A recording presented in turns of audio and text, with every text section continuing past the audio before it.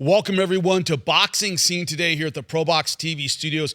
Before we get started with today's show, if you watched the fight last Saturday from Japan, it was Pedro Taduran versus Jinjiro Shingioka in the co-main event. Shingioka collapsing after the fight. We want to let you know he's had surgery. He's recovering in Tokyo, but it was a brain bleed, a hematoma. They are relieving that right now in the hospital. He is going to be retiring from boxing. Looks like the end of his career, but he is in a hospital in Tokyo being taken care of as we speak. Want to let you know that right off the bat. Now, moving forward, a story today, another fight, Josh Taylor losing his third fight. What does that mean for him and his career? And are we looking back on it now? Jimmy Smith alongside the champs, Chris Algieri, Paulie Malignaggi, of course, Coach Robert Garcia joining us for all the tactical breakdown. When you look at Josh Taylor and his career, the first British male to be an undisputed champion in the four-belt era. Paulie, off the top, that can't be taken away from him, what he has done as a pro. No. You can't take away accomplishments. And, the only thing is once you have a guy who's accomplishing this much so fast, your expectations start to really, really rise for him. There was a lot of expectation for Josh Taylor simply because he was accomplishing so much so fast and looking so good doing it. So I remember thinking when I was watching him through the tournament, and then when he beat JC Ramirez after the tournament, after the World Boxing Super Series and unified all the titles, I remember thinking, this is going to be the best Scottish fighter ever. This when it's all said and done, this guy's going to be the best Scottish fighter ever. You couldn't convince me otherwise at that point in time. Instead, he became like a shooting star. Like it really as fast as he came, he's gone. And I'm still in shock about how fast the wheels fell off on the Josh Taylor train, because when he was good, dude, he was Lights good. out. He was So is that part of it? Of course, losing to Eko Asuman, that's a loss we're talking about, his third in a row. Paulie hit on it. Chris, is it too much too soon? Did he accomplish a lot when he hadn't had a lot of fights underneath him and maybe didn't have the maturity to keep it going? What's your thought on it? I don't know. I mean, I've heard reports. First of all, let me just say, I agree with you, Paulie. I mean, when he was at his best, when he was at the top of his game, I mean, he was unstoppable. He was tremendous fighter. Tall, long for the weight class, physical southpaw, good body puncher, great counter punching, and Had that beating. sharp uppercut. Oh, and the guys he was beating. I remember that series in the World Super Series where he was collecting belts and collecting heads and taking O's the whole way. 5 undefeated fighters in a row. Baranchek, undefeated IBF world champion, beats him. Regis Prograis, undefeated world champion, beats him. JC Ramirez, undefeated world champion, beats him.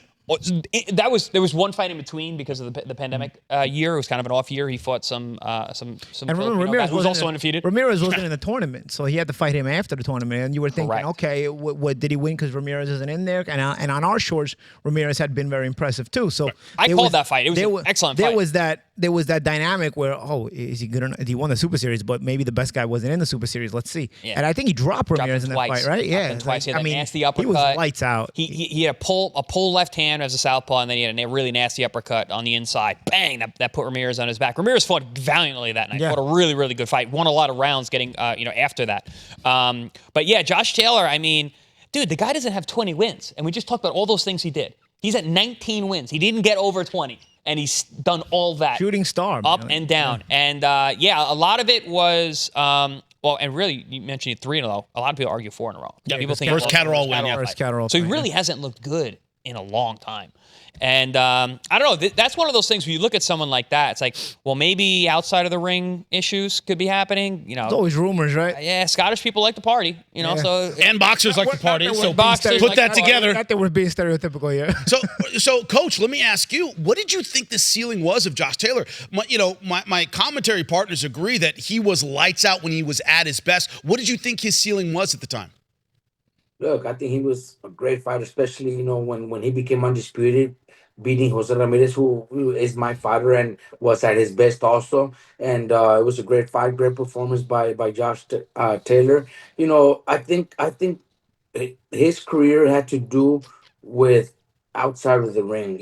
I don't know anything about him or anything, but like you guys are saying, there's fighters, that like to party. People, don't take care of their bodies, don't take care of their health, and that might, to me, that's the only thing I could do, because he was winning, looking sensational, great performances every time he was competing, and out of a sudden his career just went down the hill. You see that happening with the age.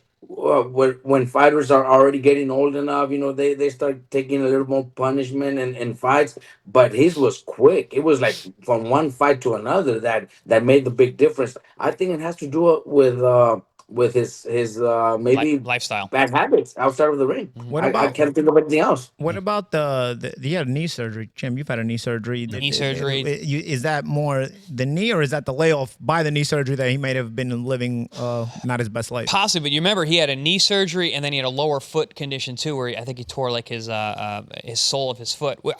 After my knee surgery, my everything, my whole lower leg was a problem. It was constantly an issue. So and could there be something? It could there? be something from there. It's just like if it's not the knee, then it goes lower, it's higher. I mean, me, it was like my knee, my Achilles, my ankle, my foot. The layoff from those kind of surgeries doesn't help if you're somebody who's got demons outside the ring, right? And he's a big guy, making 140. I was always thinking about that when he had the foot injury going into the second Catterall fight. And I'm like, he's a big 140. It's not easy for him to make weight, I'm sure. And if he can't run, that's going to be a really tough cut. He did it, but also didn't look very good in the fight. And then, he moved up to 47. But I always saw it with Taylor. I was like, he's going to have trouble 47. Because a lot of his physical attributes and gifts that he has at 140 body style was like yours, very right? similar to mine. Like Same as me. long and I had lean. trouble at 47. I was very good. I'm undefeated at 140. 47 for me was a real struggle. I at the top level guys of 47, I always had trouble. Taylor, I saw the same kind of thing, that he was going to have trouble moving up a weight where he doesn't have those advantages over guys, and we saw that with Esserman. The thing is, a shame is that 47 is a pretty open weight class. If Josh had anything left, it wouldn't take a lot. I think there would have been some things he could have maybe accomplished at 147 pounds. Not taking anything away from Esserman though. Esserman showed up, brought his lunch pail, and brought the inner dog out of himself. Sturdy dude. Really forced Josh to be uncomfortable, because I saw early in the fight, Josh was looking to try to make a statement in those early rounds, and then all of a sudden it just started falling. It was apart. flashes of Taylor, though. But Esserman's like, oh no, we're going a dog type of fight. I'm not done being in that dog fight. I'm gonna keep forcing this, and he did. He forced it the whole way. Showed up in shape, and at 36 years old, that's the biggest win of his career. What I'm curious about, and Coach, if you could shed a little light on this, my generation, your generation, we're roughly at the same age. Guys had a lot of their prime or a lot of their big, tough, difficult fights early 20s, mid 20s. Now the idea that guys are having them in their late 20s, sometimes early 30s. Certainly the case here for Taylor. How does that change things? Does it make your window to be great a little bit smaller? Can you talk about that a little bit? Because a lot of the injuries we're talking about don't catch up to you until your late 20s, early 30s. A lot of the guys that we saw growing up, we look at Sugar Ray Leonard and Tommy Hearns, they're 24, 25 years old, having the biggest fights of their careers. I have. Yeah, is there a difference there, Robert? I'm very curious about that. Look, there's a big difference, but I think at the end it all has to do with the way you behave outside of the ring, in the gym. There's gyms that work their fighters a little too much. The fighters also have to be careful where they're doing too much sparring or too many rounds. Also, there's too much things in the gym that happen that people don't see. The fights is probably the easy thing. You go in the ring and you go out there for 12 rounds and put up a performance. But all those rounds in the gym, especially those fighters that love to stay in the gym even in between fights, they love to go, they love to spar. I think sometimes they might be too much. They work, they get a lot of workouts with the big runs. The mountains, the sprints, the track, running and all that. I think all that at the end, it takes a lot out of you. You guys got to be careful. The fighters, young fighters, have to be careful. Be in great shape, but you got to be ready for your fights.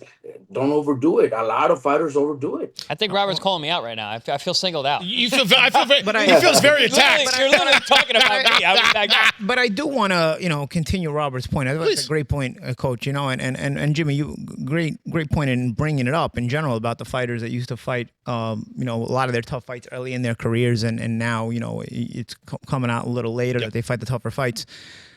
You notice. And most of your favorite fighters do this, now, which is why everybody yearns for boxing of yesteryear. people will just work on the longevity of their career and take the biggest risk fights later, you know, and it makes them more money, and it fools all the idiots at home that they become their favorite fighter. You know, when they get to fight second-rate opposition, they'll fight a respectable opponent, but they won't take the biggest. Usually a faded champ, as you always point out. So you know, how many of your favorite fighters fight the biggest risk when he's the biggest risk, not when he was the biggest risk 5 years ago, but hey, he's still a name 5 years later. He's not the biggest risk anymore, so we'll fight him now. That's usually what your favorite fighters do. The fighters, me and Chris, for example, we didn't have the option. We had to fight your favorite fighters at their prime. All of them at their prime. But your favorite fighters, what are they doing?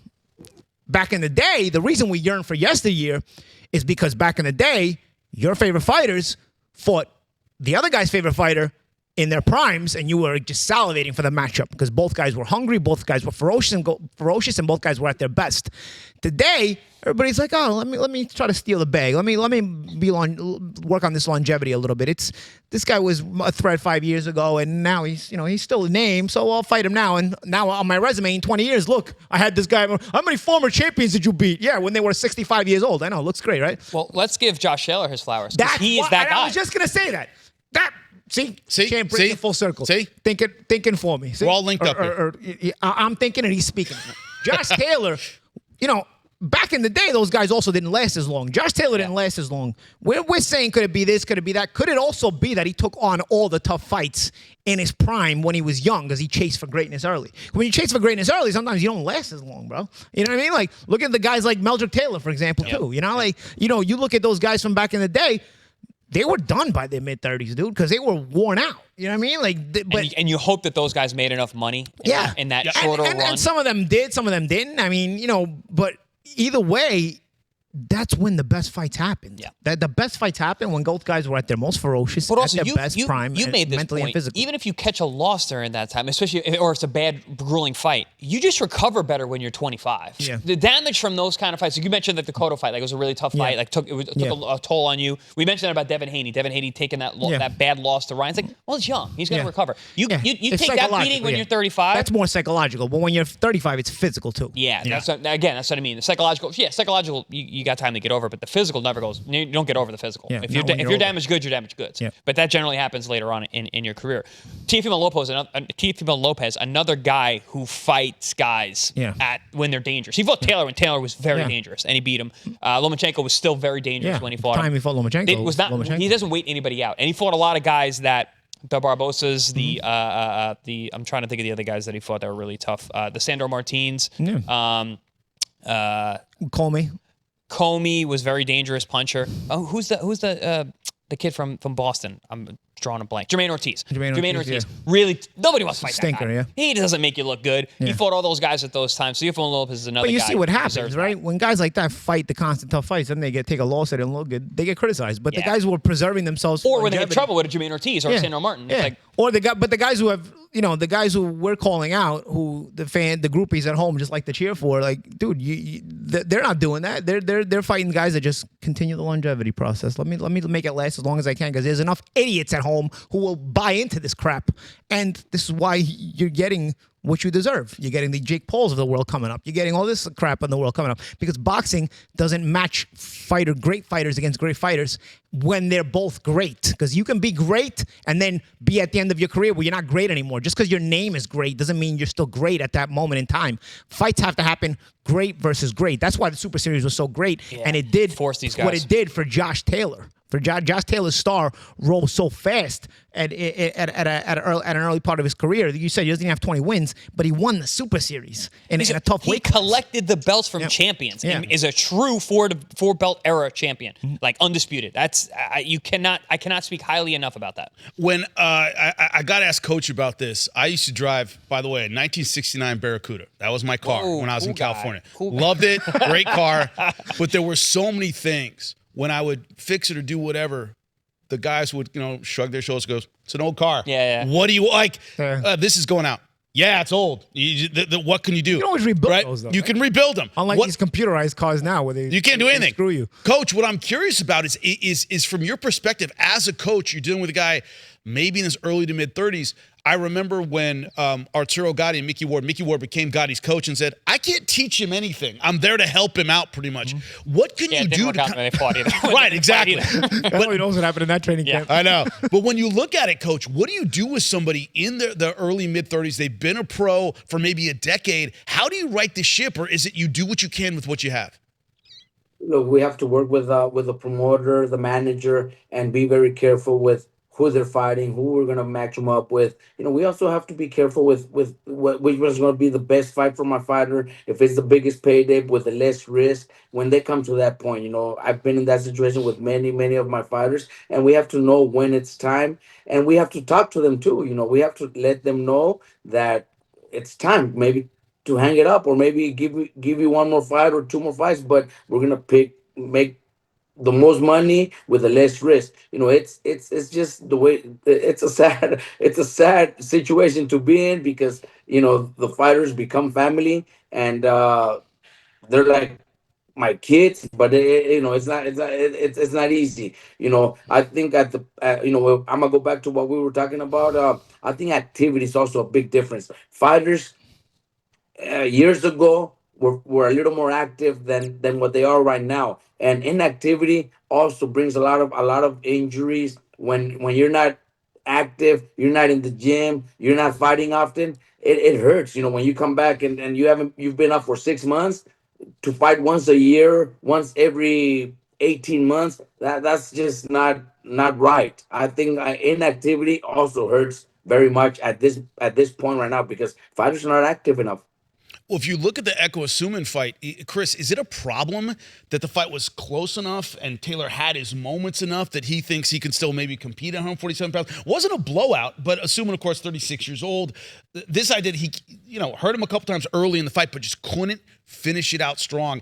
Is it almost better if you take that beating and look, it's over? He was still comparatively competitive in that fight, Chris. Well, when they were announcing the scorecards, he looked around like incredulously, like how do they not give me that fight? He thought he won the fight, and so that, to your point, that that's still there, and then you could look at Taylor and he might say it, and he goes, man, I still got it. I thought they were going to give it to him because it was in Scotland. Could be always, but he did get out hustled late. But dude, he knows what was happening in those last 4 rounds. He was not in the fight at all. He didn't want to be there. He was getting little buzzy shots that were bothering him. If he's honest with himself, Yes. he allowed Essaman to be first late. He to sort of dictate the pace late more. And not to mention, Essaman was a hand-picked opponent. It was a first fight at 47. That guy was 30. Granted, hungry. I'm not knocking him, but he's a 36-year-old guy who had never fought at world level. He was a hand-picked opponent. Taylor was supposed to. It was a hometown fight. You're the main promoter. Hand-picked as you're allowed at that level, right? Right. Again, he took on a guy with a good record who was obviously very, very tough. But like you're bringing with no power. Yeah, exactly. Not a puncher. Yep. First fight at 47. Guy with no punch, who's not a puncher. A guy who's 36 years old, who's 2 years older than me. Oh, they're talking about how old I am as Taylor. All right, we got a guy older. Good, perfect. All right. But, First time at 47, but the guy can fight. I'm going to tell you, Essaman might beat Mario Barrios. Just letting you know. How does he always bring it back to Mario sucks? By the way, just you notice it. Paulie's got a one-track mind. No, because I look at the welterweight division and I'm like, who are we talking about here? Anybody could be champion at that weight class right now. It's a wild weight class. In a bad way, not even a good way. In a bad way, everybody's bad. It's just it's wide open. It's crazy because the top fighter is one of the best fighters in the world. Top guy, and he's got to leave. Boots in it. By osmosis, he doesn't want to be associated with this crap. He's like, I'm going to 154, bro. I can't be associated. Well, that's with why I don't want him to like leave. At least there's a good welterweight. Yeah, but then what are you gonna do? He's gonna just wash everybody. I mean, we just put him in with the toughest guy we thought, and he house. Where are we going right now? Yeah. He's, What are you doing? Like I just said, longevity, can't have it. Can't have it. Can't have it. Rating, he's got to go to 54. So, Coach, before I let everybody go, I got to ask you a question. Josh Taylor, as it stands, let's say he retires at 19-3. As I said to open the show, the first undisputed champion in the 4-belt era when it comes to men from the British Isles. That's important. What do you think his legacy is? Should he hang it up now? Look, undisputed, being the first to do it out of his country, I think it's huge. This guy is gonna become, probably already is, the biggest thing in his country that ever done it. But it's sad to see when fighters, especially after his last fight, where he might still think, oh, well, the fight was close enough. I want to do it one more time. The only thing we're gonna get to see is maybe him getting hurt and getting beat up. There's fights out there that he could probably do and match up right, with his people where he won't get too hurt, but maybe put up a great fight. I would probably say because we might be. I'm not saying we are, but we might be in the same situation with Jose where they could both fight each other and put up a great fight. It's a rematch, and Yeah. and then whoever And wins loser looks goes good, home. then Loser could leaves do it town. again. Pro wrestling. Yeah. Something like that is the right thing to do with Josh Taylor. You don't want to put him in against a young, solid welterweight that's going to hurt him because it'll end up it'll be sad. At this point, if he decides to retire now, he's a legend. I'm Yeah. pretty sure he's a hero in his country. People are going to love him. People are going to respect him. But it's going to be up to him. See what he wants to do. Coach, I like that idea, man. It is Josh good. Taylor It's a good and fight. Ramirez. Perfect. Coach, you're a And, matchmaker now. That's and if good. Ramirez It wins, was a great fight. It was a great fight. It and if- would make a great Yeah, and rematch. sometimes you The have fight, rematches and the fight trilogies. was 6 rounds to 6. Yeah. It was the knockdowns that make the difference. Yeah. So it's a great fight. And I think a rematch would be beautiful. Robert, when I called that fight, I scored it that way. The only difference I had was the knockdowns because I thought Ramirez fought a great fight. The Exactly. people on Twitter went bananas on me. They were like, "What are you talking about? Your fight? You was a gave good fight. Ramirez to me." No, right? That was a very, very good fight. It was a very Sure. even fight. The knockdowns were the difference. Yeah, you know what? Right. And sometimes rematches and trilogies they kind of extend later on, and they it's fine. so yeah, I like this it. is not bad. All right. I kind of like that. We're on board here And at Pro Box TV. I just want to say one thing And make about it a 47. So about Ramirez Josh. has something to kill I himself. just want to say one thing about Josh Taylor's legacy, and where everybody wants to question things and that. You look at two things: accomplishments and also longevity, right? Okay, so Josh didn't have longevity of, say, a Ricky Hatton, right? Right, Who's right. hung around for a long time.